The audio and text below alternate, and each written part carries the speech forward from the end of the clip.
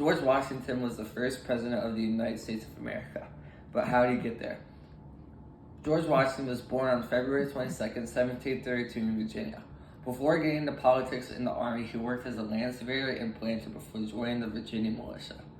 After joining the militia, he fought in the French and Indian War in 1758. He was elected into Virginia's legislature, also known as the House of Burgesses. He then married Martha Danvers Curtis, a wealthy widow. Washington didn't have his own kids, but helped look after hers. After seeing colonial anger over British rule in the 1760s, Washington supported American independence and served as a delegate to the First and Second Continental Congress. In 1755, George Washington was chosen to take command over the Continental Army.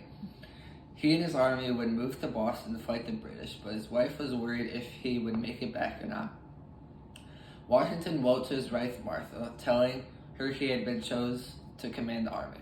Congress chose Washington because they knew that he was a fearless leader and wouldn't back down easily. Washington and his army had to spend a very tough and cruel winter at Valley Forge. After defeats in Philadelphia and Brandywine, the Americans were low on supplies and didn't have so much to survive the winter. They started to face more challenges like disease, exposure, and hunger.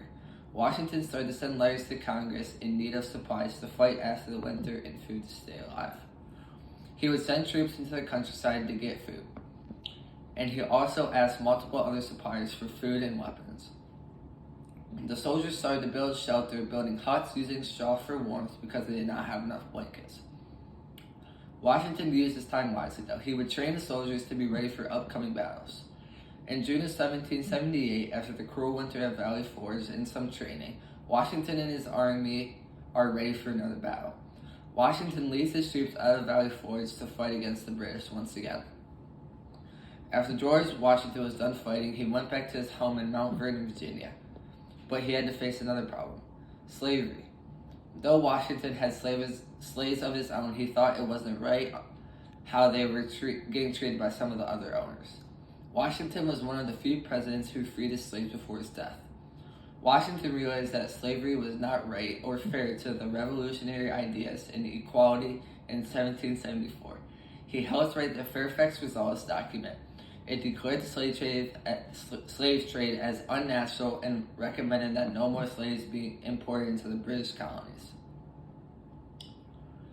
5 years after writing the Fairfax Results, he approved of a plan to give slaves their freedom for time served in the Continental Army. Even though Washington never spoke publicly about his thoughts on slavery, he sent letters to express his hope for slavery's ending. Washington held slaves at his farm located by his house on Mount Vernon.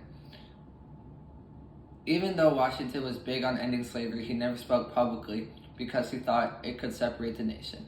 Before his death, Washington wrote in his will that when he died, his slaves to be freed at his wife's death. When the time came for the country to find its leader, Washington was at the top of the list.